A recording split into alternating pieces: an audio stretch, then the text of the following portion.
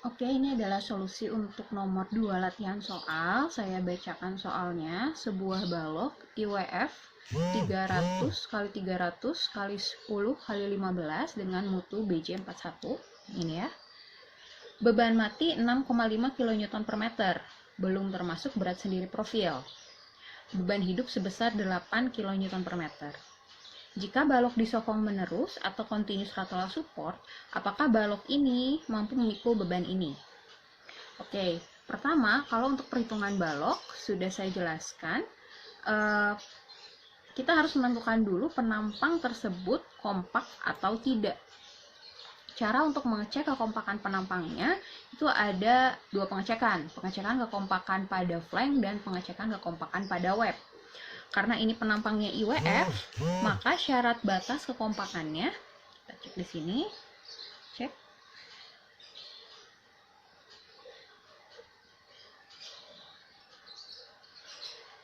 Cek kekompakannya, kita mulai dari flank. Untuk syarat IWF untuk flank, rumusnya B per 2TF harus lebih kecil dari 0,38 akar E per FY. Ini adalah syarat supaya dia bisa dikatakan penampang kompak. Sekarang kita masukin angkanya, B kita 300 dibagi 2 dikali TF-nya 15 harus lebih kecil dari 0,38 akar 2 dikali 10 pangkat 5 per FY-nya 250. Oke, 300 dibagi 2 dikali 15, ini sama dengan 10. Yang ini sudah saya hitung. Oke, sebentar. 0,38 dikali akar 2 dikali 10 pangkat 5 bagi 250. 10,75. 10,75. Maka dia lebih kecil, maka dia kompak. Untuk yang webnya, rumusnya adalah H per TW harus lebih kecil dari 3,76 akar E per FY. Seperti ini. H-nya 300, tapi kalau untuk 300 ini adalah H total. H total kalau untuk IWF itu tidak bisa langsung kita masukin ke sini, harus kita kurangin dengan 2 TF. Penjelasan itu saya buat di sini, ya. Oke. Misalnya kita punya penampang IWF seperti ini.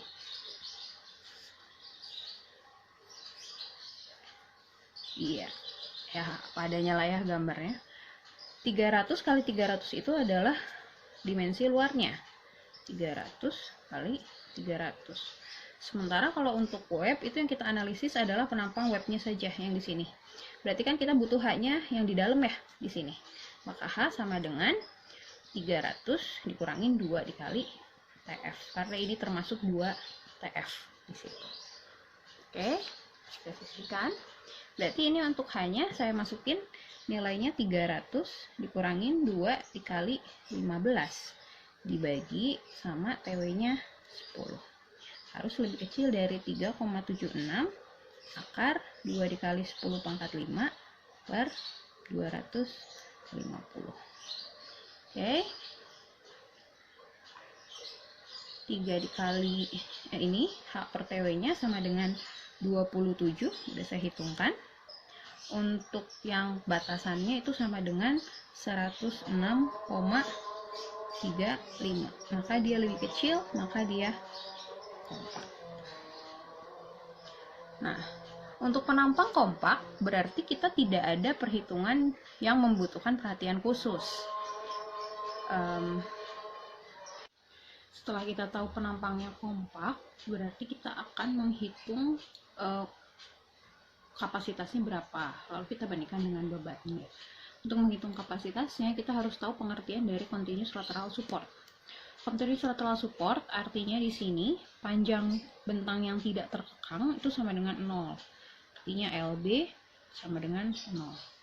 LB sama dengan 0, kalau misalnya kalian memperhatikan yang di PPT kemarin, itu kan ada penjelasan kalau LB lebih kecil dari LP, kalau LB di antara LP dan LR, kalau LB di atas LR, dan ada 3 penjelasan itu. Di saat dia nilainya sama dengan 0, mau sebesar apapun nilai LP-nya, pasti LB lebih kecil daripada LP. Berarti dia otomatis masuk ke zona yang pertama. Dimana untuk zona yang pertama, rumus MN-nya itu sama dengan MP. Kalau rumus MN sama dengan MP, maka sama dengan FY dikali ZX. Oke, ZX ini saya ngasih tabel ke kalian, tabel IWF yang sudah saya lengkapi dengan parameter-parameter yang diperlukan. ZX untuk IWF 300 kali 300 kali 10 kali 15, kalian bisa lihat di tabelnya. Tabelnya itu ada di pertemuan pertama, saya lampirkan bersamaan dengan segwi. 300 kali 300 kali 10 kali 15 itu ZX-nya sama dengan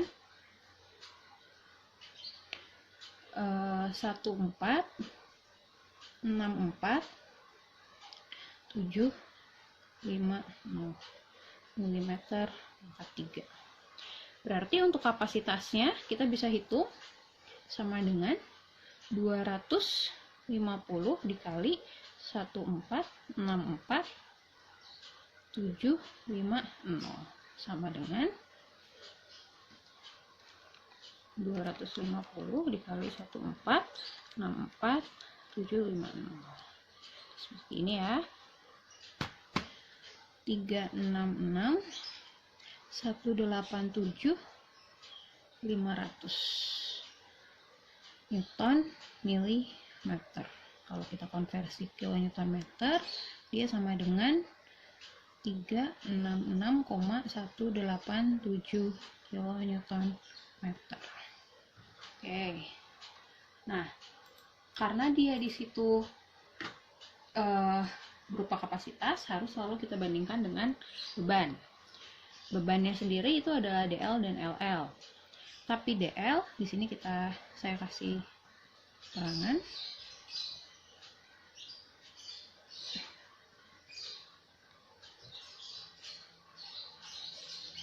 Kita akan melanjutkan ke perhitungan beban. Untuk perhitungan beban di sini dead load-nya itu belum termasuk berat sendiri. Kalian bisa lihat di tabel. Berat sendiri untuk IWF 300 kali 300 kali 10 kali 15 itu adalah 94 kg per meter.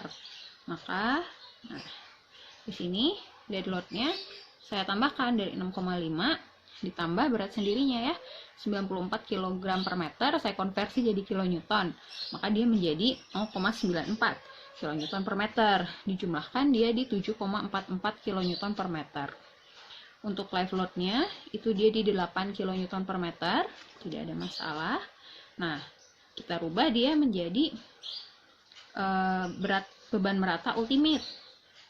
Beban merata ultimate, dead load-nya kita kali faktor 1,2, live load-nya kita kali faktor 1,8, 1,2 DL tambah 1,6 LL, jadi QU-nya sama dengan 21,724. Nah, setelah diketahui beban merata ultimate-nya, kita bisa menghitung nilai momen ultimate-nya. Kita asumsikan momen maksimum itu terjadi di tengah bentang. Dengan beban merata, maka diketahui QU, MU itu sama dengan 1/8 QU dikali L pangkat 2. Untuk asumsi momen di tengah bentang. Nah, 1/8 kali QU kali L kuadrat. Kemarin saya di soalnya lupa memberikan parameter L di yang contoh soal kedua ini. L untuk contoh soal kedua ini kita ambil aja 9 meter misalnya. Saya masukin ke sini. MU sama dengan 1/8, QU-nya ini 21,728 dikali L-nya 9 pangkat 2 karena ini satuannya meter ya. Jadi kita pakai 9 meter di situ. Nah, kali 9 pangkat 2 per 8. Oke, ini ya, MU-nya sama dengan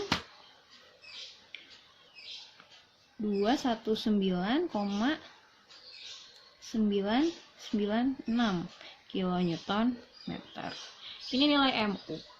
MU harus selalu kita bandingkan dengan MU harus lebih kecil dari pi MN supaya dia aman. Nah, untuk kondisi balok, pi-nya sama dengan 0,9. Maka MU-nya saya input ke sini, 219,996 harus lebih kecil dari 0,9 dikali MN kita ini ya, sama dengan MP 366,187. Oke. 219,996 harus lebih kecil dari, saya hitung dulu, 366,187 dikali 0,9. Ini ya, 329,57. 329,57. Maka jawabannya dia oke. Ini untuk yang nomor 2.